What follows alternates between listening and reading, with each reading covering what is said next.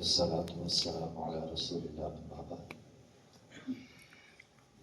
طہارت کے حوالے سے 4 چیزیں شروع میں بیان ہوئی تھیں: قضاء حاجت، وضو، تیمم۔ آج ہے 4تھی چیز یعنی غسل۔ انسان پہ جب غسل فرض ہو جائے تو بغیر غسل کے وہ نماز نہیں پڑھ سکتا۔ غسل کا طریقہ جو مسنون ہے وہ بہت ہی زیادہ آسان ہے۔ بعض لوگ مشکل میں پڑ جاتے ہیں، پتہ نہیں یہ کہ آپ کو مشکل کام ہے۔ مشکل کام نہیں، آسان ہے۔ جو نبی علیہ الصلوۃ والسلام سے مسنون طریقہ ثابت ہے، سب سے پہلے آپ نے نیت کرنی۔ نیت ہر کام میں ضروری ہے، وضو کرنا ہو نیت، غسل کرنا ہو، کوئی بھی کام کرنا ہو۔ بخاری کے اندر حدیث موجود ہے، اس حدیث کے تحت نیت کے بعد آپ نے اگر قضاء حاجت کر لی ہے، نجاست اپنی دور وہیں پہ آپ نے کر لینی ہے، اگر نہیں ہوئی تو سب سے پہلے اپنی نجاست دور کرنی ہے۔ اس کے بعد ہاتھ دھونے ہیں، اس کے بعد وضو کرنا ہے، جو وضو ہم پیچھے پڑ آئے۔ ہاتھ دھونے ہیں، ناک میں منہ کلی کرنی ہے، ناک میں پانی چڑھانا ہے۔ وضو میں تو ہم نہ بھی چڑھائیں تو خیر ہے، لیکن غسل میں ضروری ہے ناک میں پانی چڑھانا، الا یہ کہ بندہ روزے سے ہو۔ اس کے بعد چہرہ دھونا ہے، اور یہ سارے کام جس طرح وضو میں ہم نے پڑھا نا 3 بار کر سکتے ہیں، تو غسل میں بھی 3 بار کر سکتے ہیں۔ اس کے بعد بازو دھونے۔ بازو دھونے تک آپ لوگوں نے وضو کرنا ہے۔ وضو میں کیا ہوتا ہے؟ بازو کے بعد سر کا مسا، لیکن غسل میں سر کا مسا نہیں ہوتا۔ غسل میں کیا ہے؟ عبداللہ بن عمر رضی اللہ عنہ فرماتے ہیں کہ انہوں نے غسل کیا، سر کا مسا نہیں کیا، بازو دھونے تک انہوں نے وضو کیا۔ اس کے بعد انہوں نے کیا کیا؟ اس کے بعد انہوں نے اپنی انگلیاں تر کی اور بالوں کا خلال کیا۔ اس طرح داڑھی کا خلال کرتے نا، ایسے کر تو پورے سر کے بالوں کا خلال کیا۔ اس کے بعد انہوں نے 3 چلو لیے، ایک دائیں جانب، ایک بائیں جانب اور ایک درمیان میں۔ اگر تو آپ سمجھتے ہیں آپ کے بال تر ہو گئے ہیں تو ٹھیک ہے، ورنہ جس طرح ہمارے یہاں شاور ہوتے ہیں، ٹوٹی ہوتی ہے، اس کے نیچے سر کر لیں اور اچھی طرح اپنا سر جو ہے وہ گیلا کر لیں۔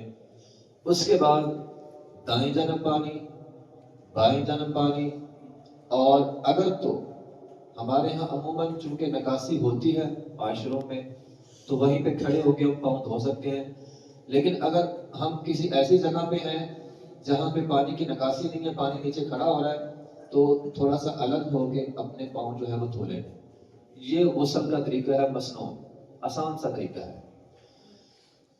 رمضان کا مہینہ ہے، ایک بندہ صبح اٹھا ہے، وقت تھوڑا ہے، غسل بھی کرنا ہے، سحری بھی کرنی ہے۔ اگر وہ غسل کرتا ہے، سحری کا وقت جاتا ہے، تو اس کے لیے ضروری کیا ہے؟ پہلے سحری کر لیں۔ جو بھی آدمی جس پہ غسل فرض ہے وہ کھا بھی سکتا ہے،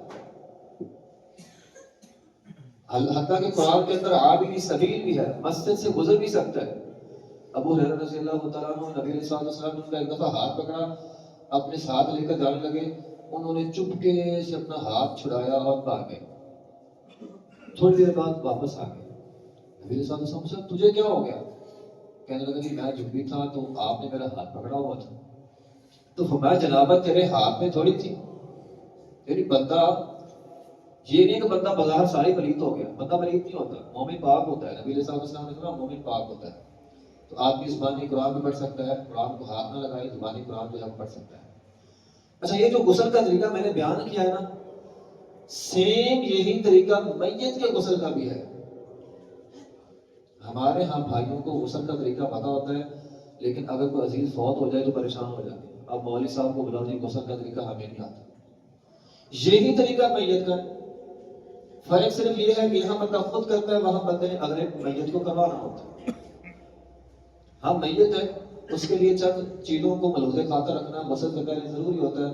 بندہ فوت ہو جائے، نبی علیہ الصلوۃ والسلام سے ثابت ہے، آپ اس کی آنکھیں بند کریں۔ ابو سلمہ رضی اللہ عنہ کے نبی علیہ الصلوۃ والسلام نے آنکھیں بند کی تھی، اس کا جسم جو ہے وہ سیدھا کر دیں۔ بعض اوقات بیماری کی وجہ سے، تکلیف کی وجہ سے جسم ٹیڑھا میڑھا ہو جاتا ہے، اس کا جسم سیدھا کرنا ہے، اس کے کپڑے صحیح کرنے ہیں، یہ میت کی ضروری چیزیں ہوتی ہیں، اس کو صحیح کرنا ہے۔ غسل دینا ہے، بندہ غسل جس طرح خود کرتا ہے سیم اسی طرح سب سے پہلے اس کا استنجا کرانا ہے. پیٹ پہ آپ آہستہ آہستہ ہاتھ ماریں, اگر کوئی اسے حاجت ہوئی تو وہ خارج ہو جائے گی. اس کے بعد اس کا استنجا کروانا ہے.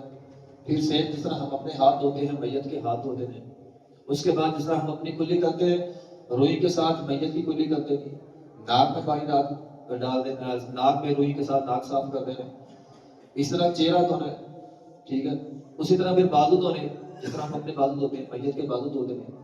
جس طرح ہم اپنے بالوں کا خیال کرتے ہیں 3 چلو اپنے سر پہ ڈالتے ہیں, اسی طرح میت کے بالوں کا خیال کرنا ہے 3 چلو اس کے سر پہ ڈالنے ہیں, ٹھیک ہے نا. دھیان سے ڈالیں, پانی کان کے اندر یا ناک کے ذریعے جسم کے اندر نہ چلا جائے, ٹھیک ہے. اس کے بعد جس طرح ہم اپنی دائیں جانب ساری دھوتے ہیں میت کی ساری دائیں جانب دھوتے ہیں, اور میت کی پھر اسی طرح بائیں جانب ساری جو ہے اسی طرح دھوتے ہیں.